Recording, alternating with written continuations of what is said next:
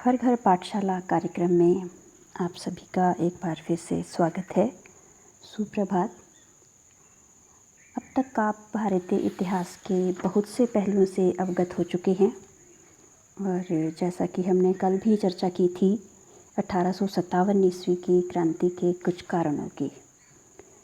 इसी क्रम में आज हम आगे बढ़ते हुए विद्रोह के तात्कालिक कारण और फिर कुछ अफवाहें जो कि जिन्हें भी कारण माना जा सकता है उनके बारे में चर्चा करेंगे। तो आइए शुरुआत करते हैं तात्कालिक कारण से, यानी कि जहाँ से क्रांति की शुरुआत हुई। तो वो कौन सा कारण था? आपने पहले आर्थिक कारण, सामाजिक कारण, सैनिक कारण इनका अध्ययन किया था। ये सब तैयार था और जैसे ही चिंगारी मिली ये विद्रोह का बिगुल बच गया। तो आप जानते ही हैं, पहले भी आप इसके बारे में आपने पढ़ा है कि चर्बी वाले कारतूस जो थे 1857 ईस्वी में वो विद्रोह का तात्कालिक कारण बने। 1856 ईस्वी के अंत में अंग्रेज़ों ने जो पहले भारतीय सैनिकों के पास राइफ़ल हुआ करती थी ब्राउन बेल्स, इसकी जगह एक नई राइफ़ल एनफील्ड राइफ़ल देने का उन्होंने निर्णय लिया। और इन राइफ़ल में जो कारतूस यानी कि जो गोलियां उसमें डलनी थी, भरी जानी थी, तो इस तरह की अफवाह फैली थी या था भी कि भाई इन पर गाय और सूअर की चर्बी लगी है। और इन राइफ़लों को भरने से पहले जो दांतों से इन्हें छीलना पड़ता था। और जैसे ही इस बात का पता भारतीय सैनिकों को चला वो भड़क उठे और अब उन्हें पक्का विश्वास हो गया कि भाई अंग्रेज़ लोग इन कारतूसों के द्वारा उनका धर्म भ्रष्ट करना चाहते हैं।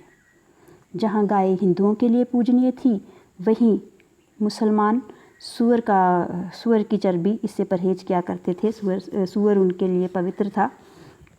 तो भारतीय सैनिकों ने इन चर्बी वाले कारतूसों का प्रयोग करने से इनकार कर दिया।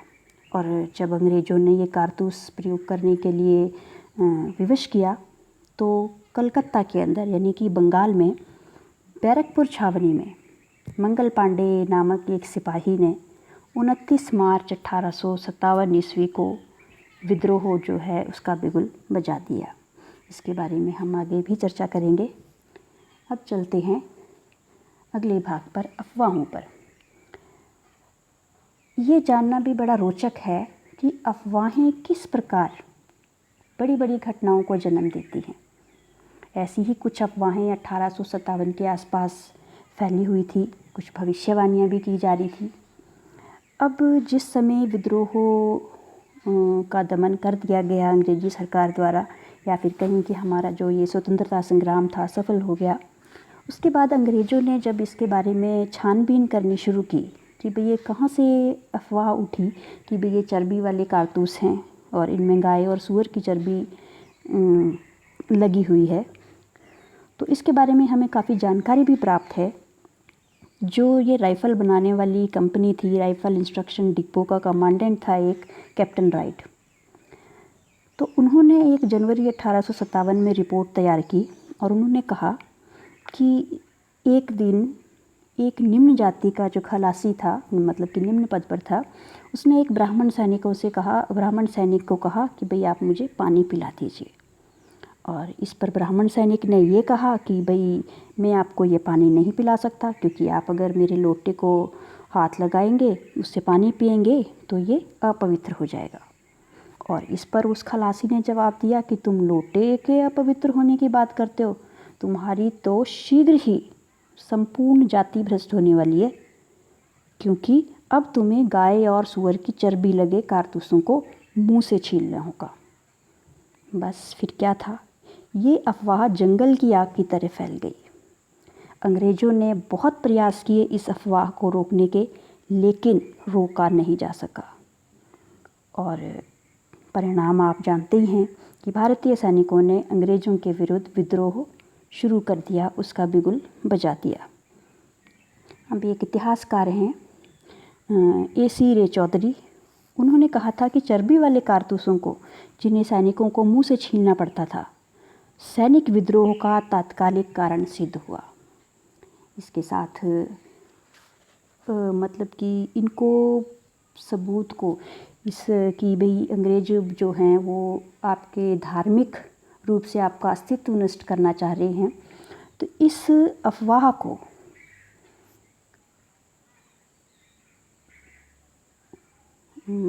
जो गतिविधियां थी ईसाई मिशनरियों की, उन्होंने मतलब आग में घी डालने का कार्य किया। और उस समय ये ईसाई मिशनरियों की जो गतिविधियां थी वो इस तरह की थी कि वो लोग भारतीय धर्मों का मजाक उड़ाया करते थे। और ये अफवाह जोरों पर फैल चुकी थी कि भाई अंग्रेज़ जो है वो भारतीयों को ईसाई बनाना चाहते हैं। और इसका कारण ये था कि भी जो ईसाई मिशनरियाँ थी वो भारत में ईसाई धर्म का प्रचार करने के लिए उन्होंने स्कूलों में, कॉलेजों में, अस्पतालों में, मंदिरों में, मस्जिदों में, मतलब कि प्रत्येक स्थान पर जाना शुरू कर दिया था और ईसाई धर्म का प्रचार करते थे। और इन्होंने भारत में बहुत से शिक्षण संस्थाएं भी स्थापित की थी और यहाँ सिर्फ ईसाई धर्म पर विशेष बल दिया जाता था। न सिर्फ बल दिया जाता था बल्कि ये हिंदू और इस्लाम धर्म की कटु आलोचना किया करते थे। और बहुत से अंग्रेज़ों ने, जिन्हें विद्वान अंग्रेज कहा जा सकता है, उन्होंने हिंदू धर्म की आलोचना की और विश्व का सबसे पतित और निम्न कोटि का धर्म बताने का प्रयास किया। ऐसा ही उन्होंने इस्लाम धर्म की भी खुलकर हंसी उठाई और उनकी निंदा की। न सिर्फ इनका ये कार्य मिशनरियों का यहाँ तक सीमित था, इन्होंने ईसाई धर्म में लोगों को शामिल करने के लिए उचित अनुचित सब ढंग इनका प्रयोग किया। अब जो लोग ईसाई धर्म में सम्मिलित हो जाया करते थे उन्हें सरकार बहुत सी सुविधाएं दिया करती थी, जैसे मुफ्त भोजन, वस्त्र, शिक्षा, चिकित्सा और नौकरियों में भी उन्हें बड़ी प्राथमिकता दी जाती थी। सैनिक छावनियों में साहित्य बांटा जाने लगा ईसाई धर्म से संबंधित। और इन सब के चलते 1850 ईस्वी में लॉर्ड डलहौजी ने एक कार्य किया, वो था धार्मिक अयोग्यता अधिनियम को पारित करना। इस अधिनियम में ये कहा गया था कि भाई अगर कोई भी हिंदू ईसाई बन जाता है तो उसे उसकी पैतृक संपत्ति से वंचित नहीं किया जा सकता। अब इन सब से तो हमें यही पता लगता है कि जो अंग्रेज़ी सरकार है वो किस हद तक ईसाई धर्म का प्रसार जो है वो कर रही थी। और इससे हिंदू और मुसलमान इन दोनों ही धर्म के लोगों को अपने लिए बड़ा गंभीर खतरा महसूस किया और जो ये अपमान हो रहा था उसका बदला लेने का प्रण किया। इसी क्रम में एक अफवाह और फैली मिलावटी आटे की। इससे तो भारतीय भड़क ही उठे। अफवाह ये थी कि भाई अंग्रेज़ी सरकार जो है उसने हिंदुओं का और मुसलमानों का दोनों का ही जाति और धर्म नष्ट करने का प्रण लिया है और बाज़ार में जो आटा बिक रहा है उसमें गाय और सूअर की हड्डियों का चूरा मिला हुआ है। इसलिए कोई भी हिंदू और मुसलमान, उनकी जो धार्मिक पवित्रता है वो ख़त्म हो जाएगी। और ये अफवाह भी बड़ी तेज़ी से फैली और इस अफवाह के चलते तो बाज़ारों में आटा बिकना ही बंद हो गया। लोगों ने बाज़ार में मिलने वाले आटे को छूने से ही मना कर दिया। एक और अफवाह भी उस समय थी। अफवाह क्या, ये एक कार्य था और इसका उद्देश्य क्या था, कोई ना कोई उद्देश्य रहा होगा। वो ये था चपातियाँ बांटने का समाचार। उत्तर भारत में तो बहुत से गांवों के अंदर उस समय चपातियाँ बांटी जा रही थी और ऐसा कहा जाता है कि भाई रात के समय में एक आदमी आकर गांव के चौकीदार को एक चपाती तथा 5 और चपातियाँ बनाकर अगले गांवों में पहुंचाने का निर्देश देता था और ये सिलसिला जो है वो ऐसे ही चलता था। अब इसका क्या उद्देश्य था यह स्पष्ट नहीं है क्योंकि लिखित स्रोत इस बारे में हमें बड़े कम प्राप्त हुए हैं, लेकिन इस बात से इनकार नहीं किया जा सकता कि ये निस्संदेह एक बड़ी योजना रही होगी 1857 ईस्वी के विद्रोह की। इसके साथ ही एक भविष्यवाणी थी कि भाई अंग्रेजी राज का अंत हो जाएगा 100 साल के अंदर, और ये बहुत ज़ोरों से फैल रही थी कि भाई भारत में जो अंग्रेजी राज है वो सिर्फ 100 वर्षों तक रहेगा। और भारत के अंदर आप जानते ही हैं अंग्रेजी राज की जो स्थापना है वो पलासी की लड़ाई से 1757 ईस्वी में हुई थी। और इसलिए अधिकांश भारतीय जो है इस भविष्यवाणी पर विश्वास करने लग गए थे कि भाई जून 1857 में भारत से अंग्रेजी राज जो है वो ख़त्म हो जाएगा।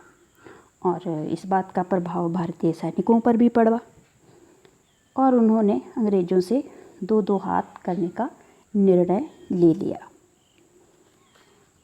इसके साथ ही कुछ सामाजिक सुधार भी अंग्रेज़ों ने किए। यद्यपि ये भारतीयों के लिए अच्छे थे, परंतु इससे भी लोगों को यही लगा कि भाई ये हमारा अस्तित्व ख़त्म करने का एक प्लान है। जैसे कि लॉर्ड विलियम बेटिंग, इन्होंने 1829 ईस्वी में सती प्रथा पर प्रतिबंध लगाया था। हालांकि ये बहुत अच्छी बात थी। और इसके साथ ही 1835 ईस्वी में भारत में पश्चिमी शिक्षा जो है वो अंग्रेजी माध्यम से देने का निर्णय लिया गया और अंग्रेजी माध्यम के स्कूल कॉलेज है इनकी संख्या में भी वृद्धि की गई। पश्चिमी ज्ञान विज्ञान को पढ़ाया जाने लगा। 1853 ईस्वी में आप जानते हैं भारत में रेलवे का विकास, रेलवे की स्थापना हुई और उसके साथ ही टेलीग्राफ का भी आरंभ हुआ। और रेलों में बैठने की जो व्यवस्था है उसमें जाति का ध्यान नहीं रखा जाता था और भारत में जाति प्रथा की जो जड़ें हैं वो गहरी थी। तो ये सब लोगों को लगा कि भाई धर्म भ्रष्ट करने के लिए है। और ये अफवाह भी थी कि भाई ईसाई धर्म को नहीं अपनाया जाएगा तो भाई अंग्रेज़ आपके साथ बहुत गंदा सलूक करेंगे, इन खंभों के साथ लटका दिया जाएगा। और ऐसे ही 1856 ईस्वी में जब लॉर्ड डलहौजी ने विधवा पुनर्विवाह को मान्यता दी, तब तो हिंदुओं को लगा कि भाई ये हमारे धर्म को ख़त्म करने की ही एक साजिश है। और ये सब अंग्रेज़ों को सबक सिखाने के लिए तैयार हो गए। अब बात करते हैं कि लोग अफवाहों में विश्वास क्यों कर रहे थे। अब अफवाहें जो हैं वो लोगों की मानसिकता के बारे में बताती हैं कि भाई वो किस प्रकार से सोचते हैं। और इतिहास में जो अफवाहें हैं और भविष्यवाणियों की जो ताकत है, अब इसे सिर्फ इस आधार पे ही हम नहीं समझ सकते कि भाई ये वाकई में सच थी या नहीं। लेकिन ये अफवाहें जो हैं और भविष्यवाणियाँ, ये लोगों के भय, आशंकाएं, विश्वास और उनकी प्रतिबद्धताओं के बारे में बताती हैं। और अफवाहें तभी फैलती हैं जब उनसे लोगों के जहन में गहरे दबे हुए डर और संदेह की अनुगूंज सुनाई देती है। और अगर देखा जाए तो 1857 ईस्वी की जो ये अफवाहें थी वो 1820 ईस्वी के दशक से जो अंग्रेज़ों ने नीति अपनाई थी, तब हम इसका जो अर्थ है वो आसानी से समझ सकते हैं। अब आप जानते हैं कि ब्रिटिश सरकार ने भारतीय समाज को सुधारने के लिए अनेक कानून पारित किए, जिसमें पश्चिमी शिक्षा देने का निर्णय है, या फिर 1829 ईस्वी में सती प्रथा पर प्रतिबंध है और हिंदू विधवाओं के पुनर्विवाह को अनुमति है। तो इन सब से जो है हिंदू धर्म के लोगों को ऐसा लगा कि भाई ये हमारे धर्म पर वार है या उसको ख़त्म करने की साजिश है। इसके अलावा जब अंग्रेज़ों ने अपने जो अधीन प्रदेश थे वहाँ अपने कानून और भू राजस्व प्रतिबंधों को लागू किया, तब ये शक और गहरा हो गया। और दूसरी तरफ अगर हम बात करें राजनीति की, तो शासकीय दुर्बलता, अराजकता, इनको जो अवैध घोषित कर देने के बहाने थे और जिससे इन्हीं के द्वारा इन्होंने अवध और झांसी जैसी रियासतों को कब्जे में लिया था। और जैसे ही कोई इलाका या रियासत इनके कब्जे में आती थी, वहाँ ये अपने मनमाने ढंग से शासन व्यवस्था, कानून और भू राजस्व प्रणाली, अपनी व्यवस्था लागू कर देते थे। और उत्तर भारत में लोगों पर इन सब कार्यवाहों का बहुत गहरा असर हुआ और उन्हें ये पक्का विश्वास हो गया कि ब्रिटिश सरकार जो है उनके शताब्दियों पुराने रीति रिवाजों, विश्वासों, जिनको वो पवित्र मानते थे, नष्ट करने पर तुली हुई है। और वे ऐसी व्यवस्था को लागू करने जा रहे हैं, यानी कि अंग्रेज़ लोग, जो कि बहुत ही हृदयहीन, पराई और दमनकारी थी। और इन सब में घी डालने का कार्य किया ईसाई प्रचारकों की गतिविधियों ने। और ऐसे माहौल में जब अनिश्चितता का माहौल होता है हर तरफ, तो अफवाहें जो हैं वो तीव्र गति से फैलती हैं। आज इतना ही। अगले खंड में हम विद्रोह की घटनाओं की चर्चा करेंगे। तब तक के लिए हैव ए गुड डे।